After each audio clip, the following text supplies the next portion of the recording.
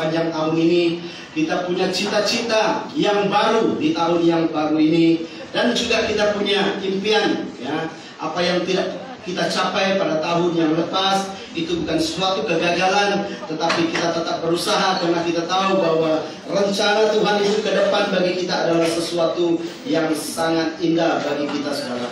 Oleh itu, saudara, saya ingin berkongsikan firman Tuhan bagi kita pada pagi hari ini, yaitu tentang sesuatu kita mengalami pembaruan dalam kehidupan kita, yaitu melalui akal budi kita, ya, yaitu melalui paradigma kita. Nah, paradigma kita yang perlu diperbaharui, ya, supaya kalau paradigma kita diperbaharui, maka kita akan mempunyai suatu komitmen yang baru dalam kehidupan kita, dan untuk kita menjalani tahun 2024 dengan semangat dan mengenal pengertian akan kuasa dan campur tangan Tuhan dalam setiap aspek kehidupan kita, maka itulah yang akan membuat kehidupan kita hari demi hari akan beranjak kepada sesuatu pembaharuan, dan itunya ia akan membawakan kehidupan kita kepada kehidupan yang baru, dan kita benar-benar mengalami kuasanya di dalam kehidupan kita.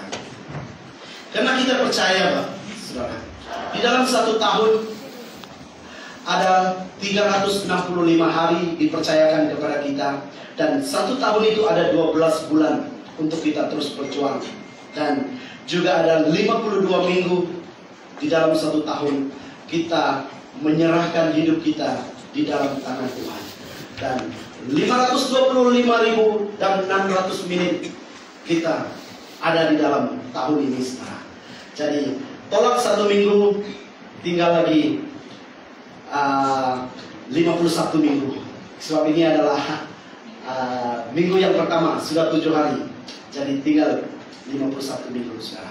Dan kita mau meletakkan pengharapan kita, kita mau meletakkan hidup kita di dalam tangan Tuhan. Nah, pada minggu yang lepas saya berbicara tentang Mazmur 23, di mana Tuhan adalah gembala yang baik, yang menuntun kita ke padang rumput yang hijau, yang menyegarkan setiap tubuh jiwa kita, dan menyediakan, ya, menyediakan segala persediaan dalam setiap kehidupan kita. Itu yang telah kita bicarakan pada minggu yang lepas. Tetapi hari ini saya bicara tentang paradigma kehidupan kita sebagai orang-orang yang hidup di dalam pembaruan. Maka adalah anjakan dalam paradigma ini untuk membawa kita kepada maksud perubahan, ya, yaitu pola pikir kita ataupun mindset kita yang perlu berubah, yang perlu menghadapkan kepada sesuatu pembaruan yang membawakan sesuatu yang berinovasi dalam setiap kehidupan kita. Tetapi sudah pasti itu tetap sesuatu yang relevan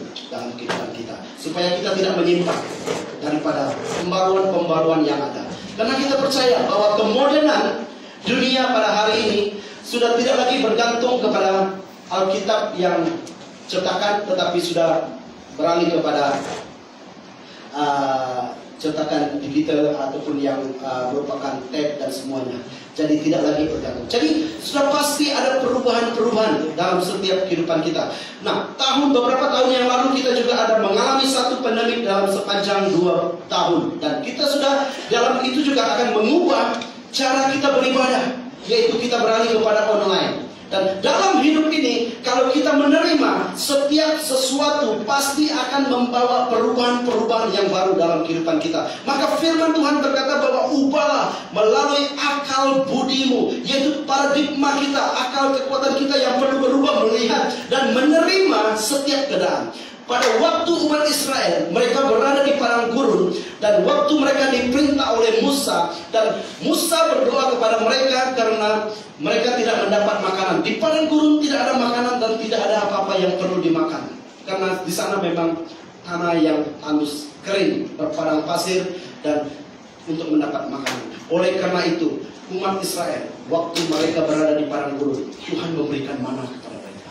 Tuhan memberikan burung puyuh kepada mereka. Apa yang mereka mau makan, semua diberikan kepada Tuhan. Begitu Tuhan menjaga mereka, tetapi mereka punya paradigma terhadap Tuhan. Mereka masih mengeluh, saudara. Mereka masih mengeluh. Kenapa? Kalau kami masih di Mesir, kami akan makan, ya, akan makan timun, akan makan bawang, akan makan daging. Itu pun mereka mengeluh. Maka Tuhan berikan daging kepada mereka. Setiap pagi, setiap hari dalam kehidupan mereka, mereka mengutip mana di atas kemah dan yang sudah ada di sekeliling kemah mereka. Baik saudara, selepas itu mereka dipimpin oleh Yosua dan mereka sudah melalui padang gurun 40 tahun dan mereka sudah beranjak dan berpindah kepada tanah Kanaan.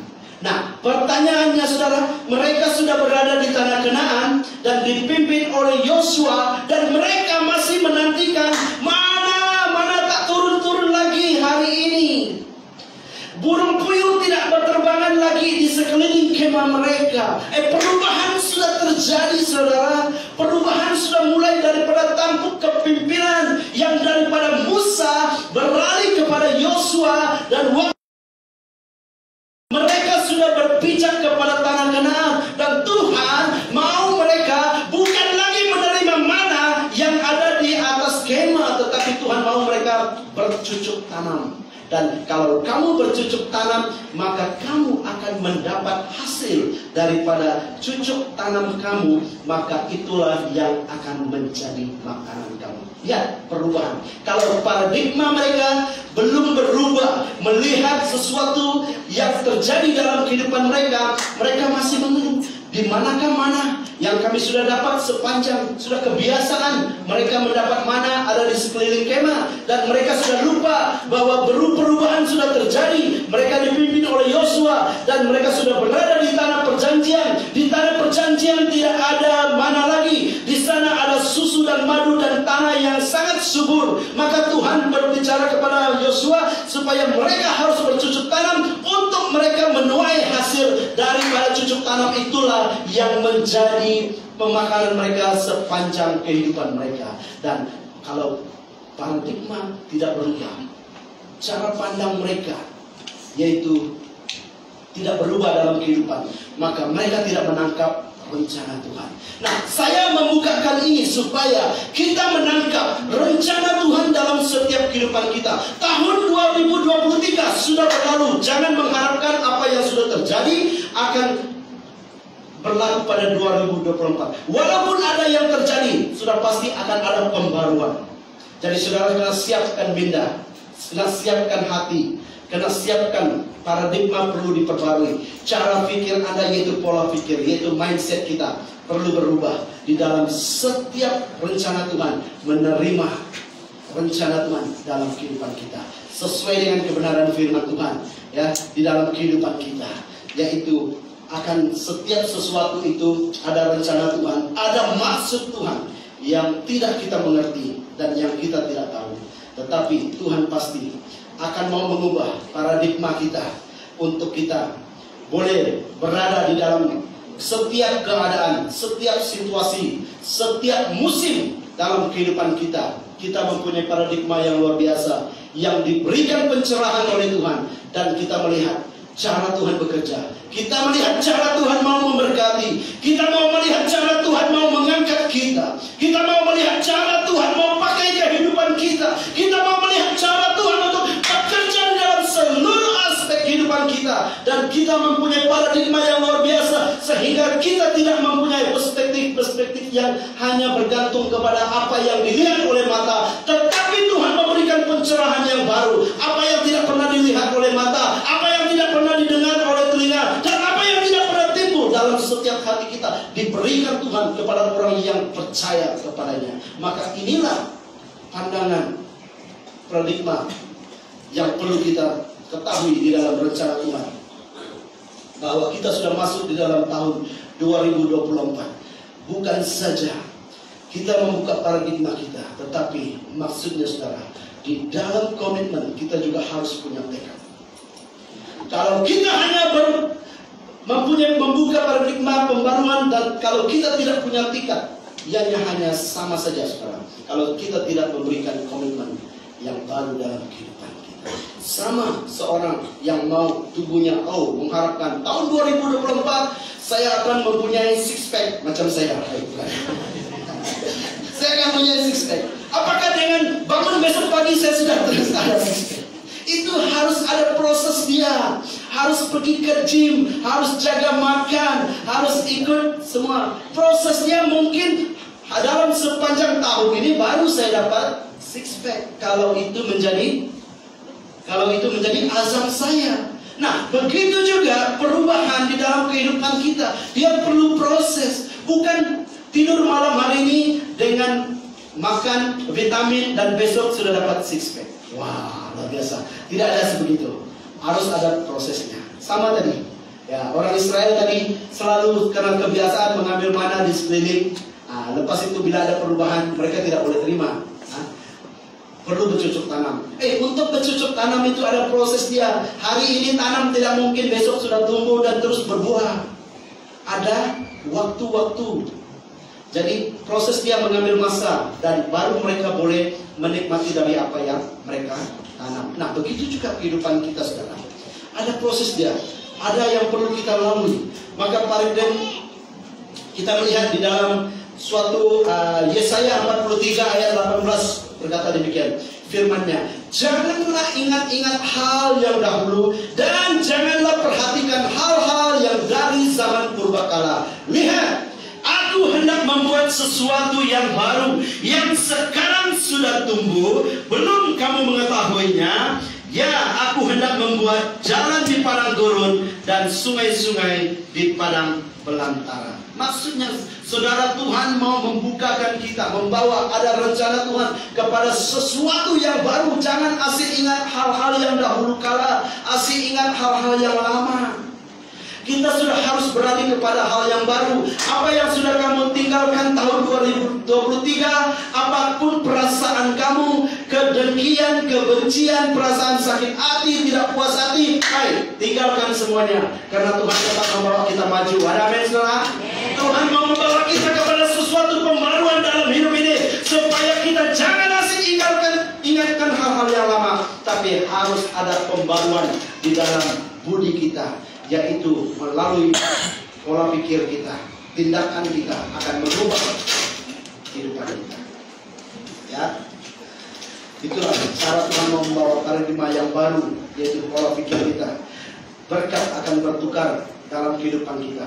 Mungkin saudara berkata, saya sudah tidak bekerja lagi pada tahun ini. Ini adalah merupakan tahun baru. Saudara jangan perlu takut. Pasti Tuhan mau membuka sesuatu yang baru untuk kamu. Kalau tahun ini kamu merasakan bahwa belum ada mendapat peluang lagi yang terbaik, berdoa saja, saudara. Tuhan membawa kamu ke dalam satu proses. Pasti akan kamu ketemukan sesuatu yang baru. Dan perubahan itu memang tidak mudah. Dan perubahan bukanlah seperti kata orang menebalkan telapak tangan. Oh, saya mau tiba-tiba terbalik. Tidak. Harus melalui proses. Jadi dalam kehidupan kita perlu ada sabar, perlu ada masa untuk menunggu, dan perlu untuk kita jalani proses dalam setiap kehidupan kita sekarang. Sebab di dalam Roma 12 ayat 2, ya, Roma dalam 12 ayat 2 berkata, janganlah kamu menjadi serupa dengan dunia ini, ya, tetapi berubahlah oleh pembaruan budimu, sehingga kamu dapat membedakan manakah kehendak Allah, apa yang baik, yang berkenan kepada Allah, dan yang sempurna. Janganlah kamu menjadi serupa dengan dunia ini. Nah, walaupun kita ada pada dunia ini, walaupun tidak terlalu nampak ketaranya bahwa perubahan bahwa tahun 2003 dengan 2004, tetapi Tuhan mau pembaruan itu, pembaruan budi, yaitu melalui paradigma kita yang pembaruan budi melalui pola pikir kita. Kalau itu berubah, ianya akan merubah seluruh karakter kehidupan kita. Mulai daripada pikiran kita. Kalau kita berpikiran yang positif dalam kehidupan kita, akan menghasilkan buah-buah yang positif. Kalau kita berpikir terlalu negatif terhadap apapun yang kita lihat, apapun yang kita lakukan, maka ianya membawa buah-buah yang sangat negatif dalam kehidupan kita. Maka Tuhan berbicara bahwa berubah melalui pembaruan budimu, yaitu paradigma kita perlu berubah, melihat cara Tuhan bekerja, melihat cara Tuhan melakukan perkara yang dasar, melihat cara Tuhan mau memakai setiap kehidupan kita untuk Tuhan membawa kita ke dalam pelayanan yang lebih lagi. Kalau saya sangat percaya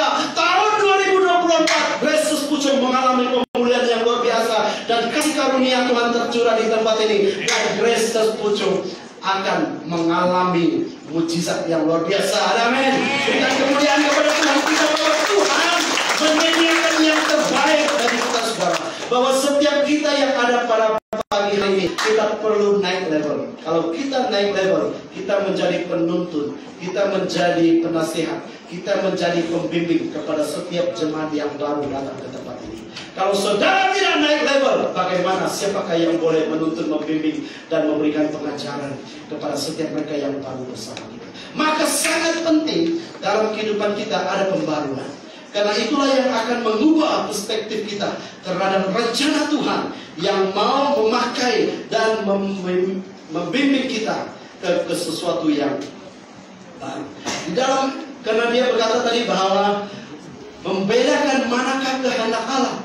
Dalam kehidupan kita, kita harus mempunyai suatu perbezaan. Kalau kita tinggal di dalam Kristus, maka kita harus punya perbezaan di luar orang yang ada di luar Kristus. Kalau kita masih belum boleh membedakan manakah kehendak Allah dan apa yang baik dan yang berkenan, maksudnya saudara, kita belum tangkap rencana Tuhan dalam kehidupan kita.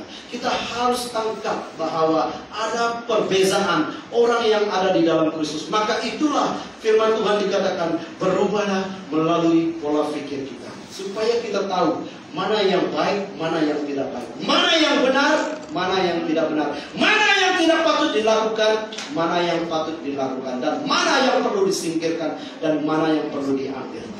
Tidak semuanya. Maka perbezaan itu kita yang menentukan. Mulai daripada mana cara kita berpikir, mulai daripada mana cara kita memandang, mulai daripada mana tindakan kita, saudara. Maka kalau kita berubah melalui paradigma, mengubahkan pola pikir kita, mindset kita, dan itu akan mengubah karakter kehidupan kita. Kalau karakter kehidupan kita berubah, akan mengubah setiap orang yang ada di sekeliling kita. Kalau kita mengubah orang di sekeliling kita, mengubah masyarakat kita. Dan itulah perubahan itu dimulai daripada apa? Paradigma kita, cara pikir dan cara pandang kita terhadap dunia. Maka Efesus 4 untuk pembaruan di dalam manusia baru, yaitu Efesus 4 ayat yang ke-25 dan yang ke-26. Karena itu buanglah dosa dan berkatalah benar seorang kepada yang lain, karena kita adalah sesama anggota. Apabila kamu menjadi marah, jangan kamu berbuat dosa. Janganlah matahari terbenam sebelum padam amarahmu. Orang yang mencuri, janganlah ia mencuri lagi, tetapi baiklah ia bekerja keras dan melakukan pekerjaan yang baik dengan tangannya sendiri, supaya ia dapat membagikan sesuatu kepada orang yang berkekurangan. Jadi pembaruan di dalam setiap akal budi kita itu membawa manusia baru dalam kehidupan kita. Kalau sebelum ini kita adalah seorang yang pendusta, buanglah itu dusta, kata firman Tuhan, dan berkata benarlah kepada seseorang. Hentikanlah untuk menipu, hentikanlah untuk mengutuk-ngutuk orang, hentikanlah untuk berkata-kata yang tidak baik terhadap orang lain, dan hentikanlah tindakan-tindakan yang boleh menyakiti hati orang lain ataupun menyinggungkan perasaan orang. Itulah prosesnya. Memang tidak mungkin dengan sekelip mata, dengan hanya memudah menebalkan telapak tangan untuk kita berubah, saudara. Makanya ia perlu proses. Kalau sepanjang tahun 2024 ini kita mengalami proses ini, maka saya sangat percaya 2025 akan kita semua naik level. Amin. Kenapa? Kita sudah melalui prosesnya. Apa yang sudah berlalu, katakan sudah berlalu. Apa yang perlu diperbaharui dalam kehidupan kita, itulah yang perlu kita tumpukan di dalam komitmen kita ini. Kita melangkah tanpa mau memandang apa yang sudah terjadi di belakang. Maka firman Tuhan selalu mau memperbaharui kita. Janganlah ingat-ingat apa yang sudah terjadi purbakala. Jangan ingat apa yang sudah berlalu. Tahun 2023 mungkin ada yang sakit hati, ada yang kecewa, dan ada juga yang marah. Memang kita ini dalam proses kehidupan kita, memang setiap hari kita boleh jadi marah, tetapi jangan terus dibawa-bawa ke depan, saudara. Lupakan semuanya itu, dan kita akan menjadi orang yang tidak terikat dengan hal-hal yang lama. Maka itulah yang Tuhan mau mengajarkan kepada kita. Kalau dulu kita banyak menipu orang, mulai daripada hari ini, tahun baru ini kita punya azam baru. Hentikanlah cara menipu orang. Apapun cara penipuan, tidak mungkin kelihatan oleh manusia, karena manusia itu sangat berdusta. Nampak baik, nampak rapat, nampak kawan semuanya, tapi rupa-rupanya, penipu yang luar biasa. Disebut namanya, siapa namanya? Arab-Arab di sini tidak ada. Robin. Di sini ada? Minta maaf kalau ada. Tidak ada kan? Baik. Cerita. Siapa namanya? Robin. Oh, Robin. Oh, saya sangat kenal itu orang. Nah, jadi kalau ada ceritanya begitu, kalau saling mengenal, saya sangat rapat dengan dia. Jadi rupa-rupanya sangat terlibat. Begitulah kehidupan manusia. Jadi apapun saudara dalam kehidupan kita, apa yang sudah berlalu itu tetap berlalu. Itu yang penting. Karena kita akan beralih daripada tahun ke tahun yang baru. Jadi kita mulai dengan kosong-kosong. Semua katakan kosong-kosong. Nah, kalau kita kosong-kosong, senyuman akan menjadi sangat ceria. Amin. Senyuman akan menjadi manis. Cara pandang kita akan menjadi menarik, ya. Dan ketawa kita juga akan semakin lebar. Kalau kita mulai dengan kosong-kosong, coba kalau ada yang berisipan, ingat, tak berani untuk pusing ke kiri dan ke kanan. Kenapa? Ada yang sesuatu yang tidak beres. Semua katakan semua tidak ada. Di sini semuanya tidak lupakan pada hal yang baru. Amin. Saya sebagai gembala sidang di tempat ini, saya juga minta maaf. Tidak terkecuali dari kekurangan, kelemahan, banyak hal yang mungkin membawa ketidaksempurnaan. Itu biasa. Saya masih manusia. Saya bukan malaikat. Tetapi itulah, saya juga meminta maaf kepada semua jemaat Kristus Pucung. Ada kesalahan, ada rasa, tak perlu dibawa-bawa, karena kita sudah melangkah kepada tahun yang baru. Amin. Ya, saya memaafkan semua Kristus Pucung. Semua katakan, saya maafkan kamu. Amin. Haleluya. Haleluya kepada Tuhan. Ya, bahwa kita tidak perlu terikat dengan hal yang lama, kita sudah beralih kepada hal yang baru. Itu yang akan memperbaharui komitmen kita. Karena kita tahu bahwa kita tidak perlu terikat dengan hal-hal yang lama. Yang kedua adalah kita mau dekat dengan Tuhan. Hanya mendekatkan dengan Tuhan saja, saudara, yang kita akan mendapat ketenangan dalam hidup ini. Kalau kita mau terus tenang di dalam kehidupan kita ini, bahwa hanya dekat dengan Tuhan. Semua katakan hanya dekat dengan Tuhan. Hanya dekat dengan Tuhan saja yang membuatkan kita menjadi tenang. Makanya di dalam Mazmur 62 ayat 2 berkata, hanya dekat Allah saja aku tenang, dan daripadanya lah keselamatan. Kalau kita menyadari bahwa keselamatan kita ini hanya datang daripada Tuhan, bahwa ketenangan yang kita terima sepanjang hidup kita hanya datang daripada Tuhan. Karena kita meletakkan dan menggantungkan harapan dan kekuatan kita hanya kepada Tuhan. Kita ini manusia, saudara, kita sangat lemah. Dalam apa-apapun tidak ada yang kuat. Dalam apa-apapun tidak ada yang mampu, hanya karena Tuhan. Kalau kita berkata demikian, hanya dekat dengan Tuhan saja, kita akan menjadi tenang. Dan Mazmur 62 ayat 6 juga berkata, hanya pada Allah saja kiranya aku tenang, sebab daripadanya lah pengharapan. Nah, untuk kita melihat kepada pengharapan-pengharapan yang akan ada, yang akan Tuhan bukakan di tahun 2024 ini, hanya dekat dengan Tuhan saja kita boleh melihat bahwa harapan itu ada.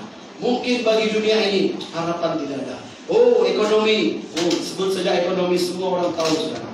Bercerita tentang barang yang naik, semua orang tahu. Dan bercerita tentang apa-apa yang sudah menaik, semua orang juga tahu, saudara. Jadi kita tidak menggantungkan bahwa harapan kita kepada apa yang terjadi. Kita mempunyai perspektif yang luar biasa, seperti yang saya katakan tadi, bahwa apa yang tidak pernah dilihat oleh mata, tidak pernah didengar oleh telinga, bahkan tidak pernah timbul di dalam setiap hati, disediakan Tuhan bagi orang yang mengasihinya. Cara Tuhan bekerja, cara Tuhan mau memberkati kita tidak sama dengan cara Tuhan mau memberkati dunia ini. Karena kita adalah orang-orang yang teristimewa di dalam Tuhan. Karena Tuhan memanggil kita, kita adalah anak-anak Tuhan. Jangan sampai kita lupa bahwa status kita adalah anak Tuhan dan status kita adalah warga kerajaan surga. Itu perbedaan dia. Banyak orang ada di dunia ini, mereka tidak tahu mereka anak siapa, dan hanya tahu bahwa mereka anak ibu bapa. Tapi kita diberikan satu gelaran yang percaya kepada Tuhan Yesus, bahwa kita ini adalah anak Allah dan warga kerajaan surga, bahwa surga itu sudah siap untuk kita. dan hanya menunggu waktu kita untuk masuk ke dalam kerajaan surga. Jadi itu adalah sesuatu yang sangat istimewa bagi kita, saudara. Maka jangan samakan dunia dengan apa yang ada di dalam kerajaan Tuhan. Maka cara pandang kita juga, yaitu cara kita melihat pekerjaan Tuhan dalam kehidupan kita. Bahwa Tuhan mau memberkati kita melalui apa-apa saja. Sama seperti Elia. Waktu kering, kemarau yang panjang, selama 3 tahun setengah, Elia berada di sungai Tikrit. Ya. Cara Tuhan memberkati dia dengan apa? Menggunakan burung gagak untuk membawa roti kepada Elia. Burung gagak pun boleh dipakai Tuhan. Kalau Tuhan mau memberkati kita. Kalau Tuhan mau memberkati saya dan saudara, jangan hanya perlu melihat orang. Jangan hanya perlu bergantungkan kepada sesuatu sumber. Sumber kita yang terbesar adalah daripada Tuhan. Sumber kita adalah daripada Bapa di surga. Kalau Tuhan mau memberkati kita, tidak ada satu tangan pun yang boleh menghalang berkat Tuhan dalam hidup kita. Kalau Tuhan sudah menutup, tidak ada satu tangan pun yang boleh membukanya. Maka itulah kekuasaan Tuhan dalam kehidupan kita. Maka saya mau mengajak untuk kita meletakkan pengharapan hanya di dalam Tuhan. Kita mendapatkan pengharapan dan ketenangan.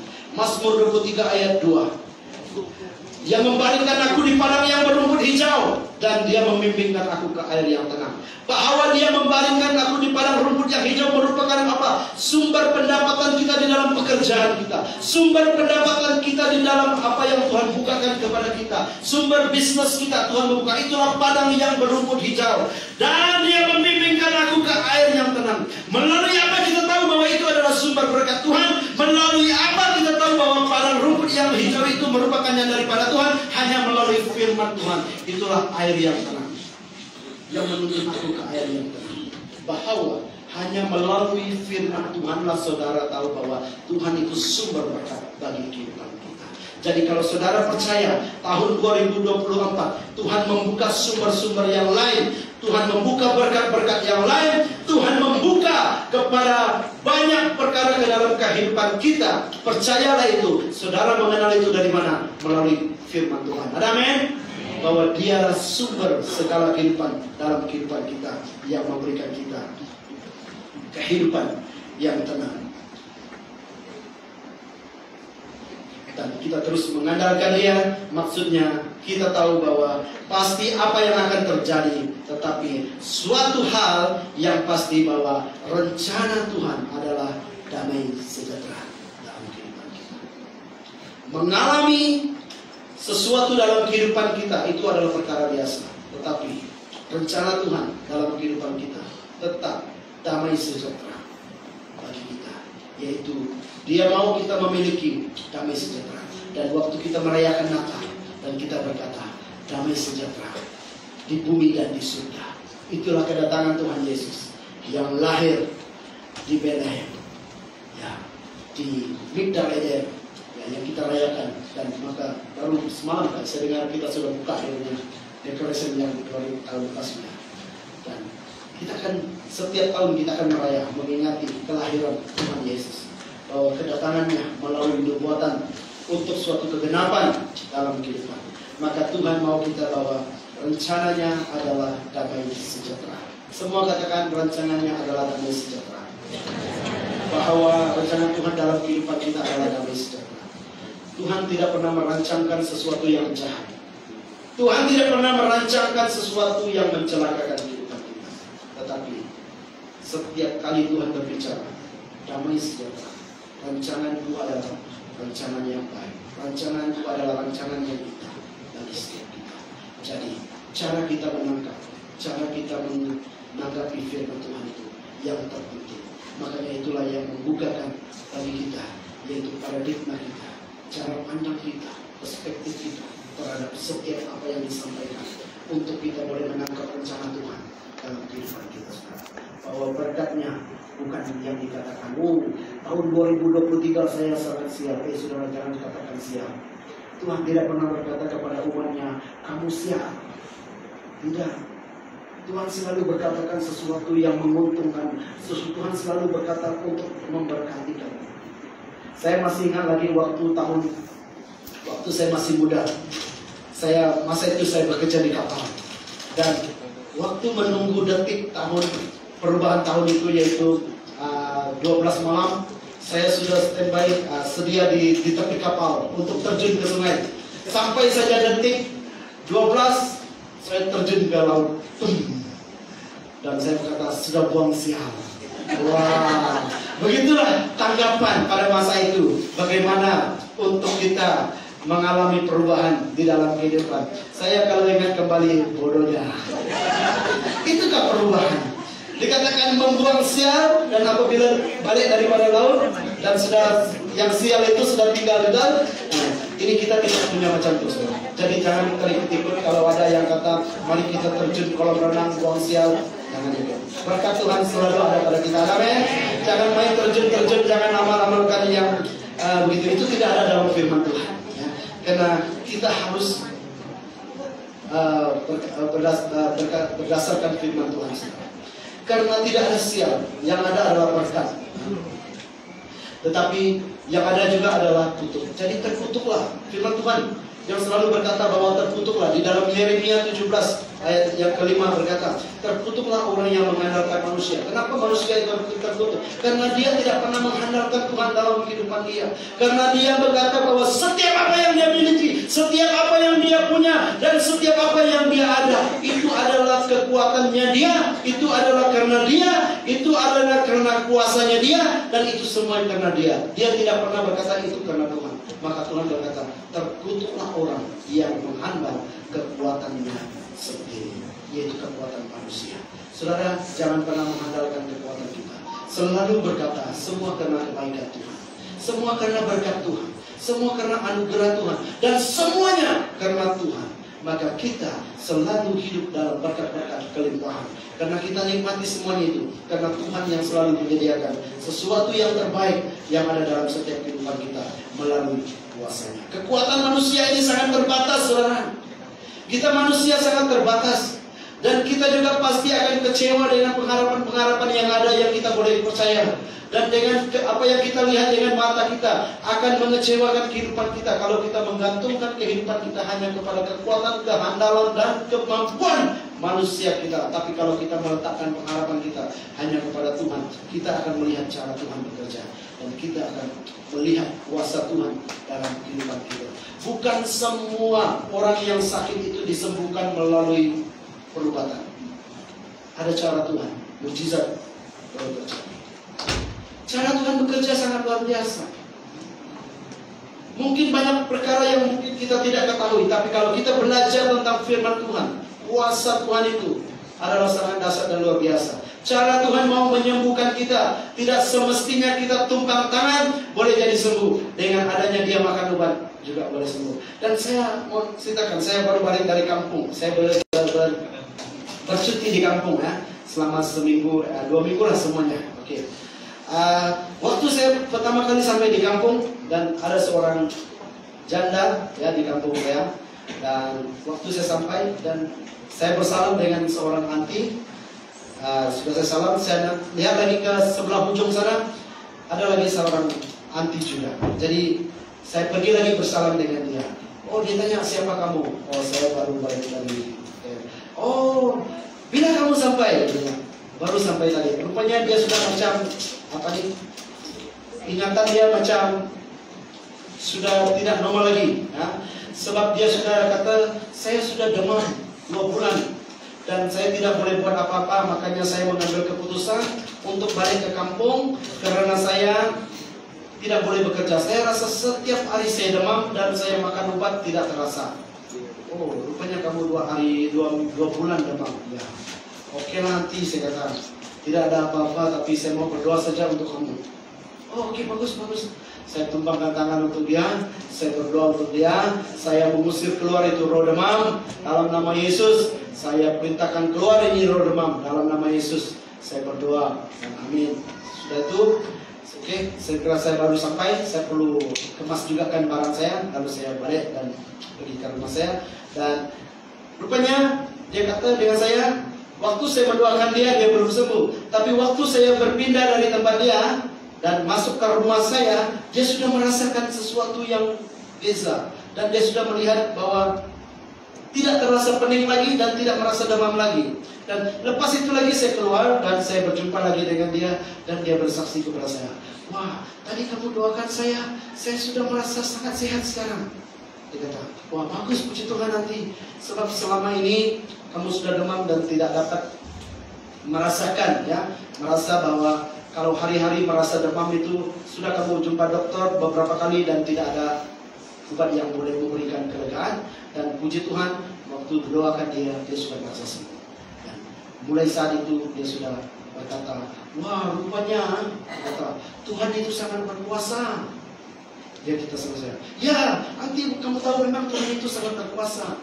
Ya, baru saya tahu Tuhan itu berkuasa dalam menjaga saya. Aduh, saya. Ya, dan dia berkata, rupanya kita saja yang tidak mampu nak ikut Tuhan. Memang Tuhan itu sangat berkuasa. Sebab dia mengalami kesembuhan, jadi dia berkata, rupanya kita inilah yang tidak mampu ikut Tuhan. Padahal Tuhan itu berkuasa. Dia kata dengan saya, ya itulah kuasa Tuhan. Dia yang menyembuhkan kita, dia memulihkan kita. Dan lepas itu dia sangat mau bersaksi tentang kebaikan Tuhan. Karena sepanjang 2 bulan dia mengalami demam. Kalau kita demam 3 hari saja kita tidak selesai, saudara. Tapi kalau hari-hari demam, apakah penderitaan itu? Sangat menyiksa, saudara. Jadi begitulah dia mengucap syukur. Dia berkata bahwa rupanya Tuhan itu sangat berkuasa. Dan kita saja tidak mampu nak ikut Tuhan. Rupanya Tuhan itu sangat berkuasa. Beri kemuliaan kepada Tuhan. Itulah cara Tuhan. Itulah cara Tuhan bekerja. Apa yang tidak pernah kita rasakan, itu yang cara Tuhan bekerja. Dan yang ketiga, yaitu yang terakhir, yaitu Tuhan sumber berkat kepada setiap kehidupan kita. Semua katakan, Tuhan adalah sumber berkat. Ya, memang ada banyak perkara yang tidak pernah, ya, yang belum kita lihat, yang belum kita rasakan, dan yang belum kita dapat lihat ke depan. Memang benar yang dikatakan oleh firman Tuhan di dalam 1 Korintus 2 ayat 9 itu. Tetapi seperti ada tertulis, katanya, apa yang tidak pernah dilihat oleh mata dan tidak pernah didengar oleh telinga, dan tidak pernah, ya, dan tidak pernah timbul di dalam hati manusia, semua yang disediakan Allah untuk mereka yang mengasihi Dia. Siapakah mereka? Mereka itu adalah kita. Semua katakan kita. Kita akan mengalami apa yang tidak pernah dilihat oleh mata, dan apa yang tidak pernah didengar oleh telinga, dan yang tidak pernah timbul dalam hati kita sekarang. Itulah kita harus berubah melalui paradigma kita, pola pikir kita, perspektif kita terhadap rencana Tuhan, firman-Nya yang mau menyatakan kebenaran setiap hari dalam kehidupan kita. Dan saya sangat percaya bahwa tahun 2024 merupakan tahun berkat bagi setiap kita. Dan tahun 2024 akan menjanjikan sesuatu sumber yang baik, yaitu daripada Tuhan. Baik kesehatan. Kamu tidak pernah mengalami mujizat, akan mengalami mujizat. Kamu tidak pernah merasakan campur tangan Tuhan, akan merasakannya.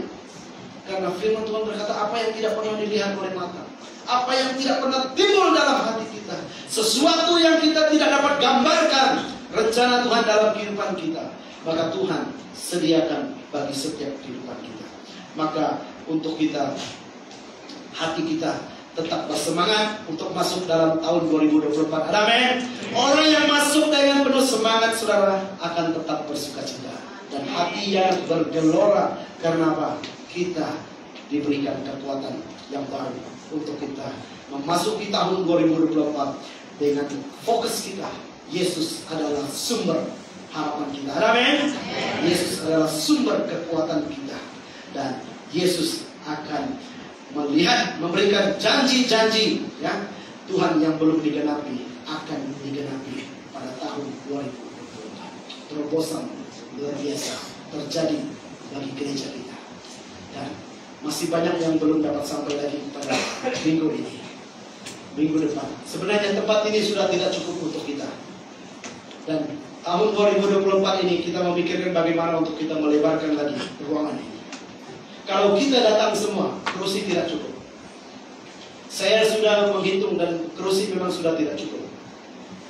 Karena masih ramai yang masih bergilir, kalau datang minggu ini, minggu depan mereka tak datang. Yang datang minggu depan lagi mereka tidak datang. Maka kita selalu melihat bahwa kecukupan untuk ruangan ini. Kalau semuanya turun padam beribadah, memang tidak cukup kursi kita.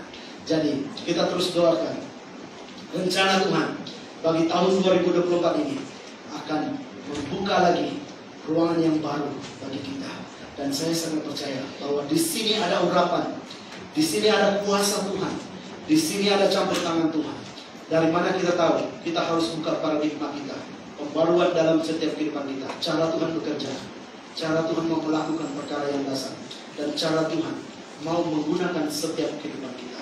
Kita melatih, mengajar anak-anak kita. Karena setiap pemain musik kita harus bertukar setiap minggu. Kalau ada 3-4 tim, biar mereka bergilir-gilir. Kalau ada satu saja, penat mereka. Setiap minggu mereka yang melayani.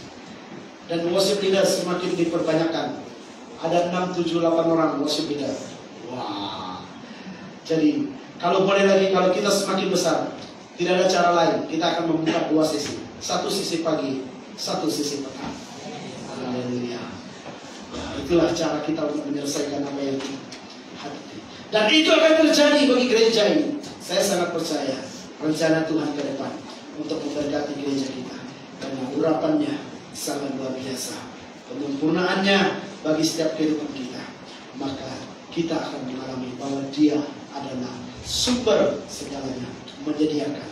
Dan saya berdoa juga untuk setiap Yesus Pucung mengalami baik-baik saja dan sehat-sehat saja. Sepanjang 2024 kita mengalami kesembuhan, kita mengalami mujizat, kita mengalami terobosan, dan kita selalu diperbarui melalui komitmen kita, yaitu paradigma kita sudah berubah dan kita siap menerima berkat Tuhan bagi kita. Amin. Haleluya. Beri kemuliaan kepada Tuhan kita. Terima Tuhan sampai di sini. Mari kita tutup mata, kita berdoa. Bapa yang baik, Bapa yang penuh kuasa, penuh hadirat, penuh jamaah, penuh lawatan. Engkau punya urapan bagi setiap kami. Engkau telah memilih setiap kami. Engkau telah berbicara bagi setiap kami. Dan rencanamu sangat indah. Apa yang tidak pernah dilihat oleh mata, tidak pernah didengar oleh telinga, bahkan tidak pernah timbul dalam hati, disediakan Tuhan bagi setiap orang yang mengasihi Dia.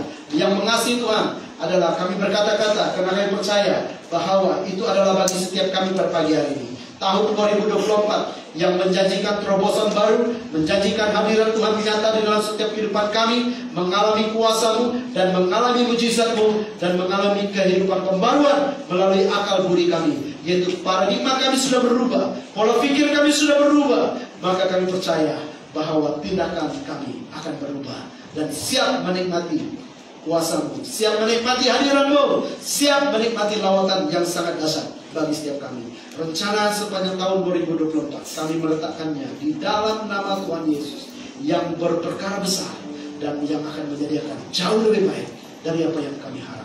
Berkati setiap kami yang sudah mendengar firman-Mu pada pagi hari ini, agar firman ini, apa yang ditaburkan, tidak pernah kembali dengan sia-sia. Dia akan mengerjakan sesuatu yang dahsyat dalam kehidupan kami, sehingga kami mengalami sungguh-sungguh semuanya yang tersedia, apa yang Tuhan berikan. Di dalam nama Tuhan Yesus kami sudah berdoa dan mengucap syukur. Mari setiap kita yang percaya bersama katakan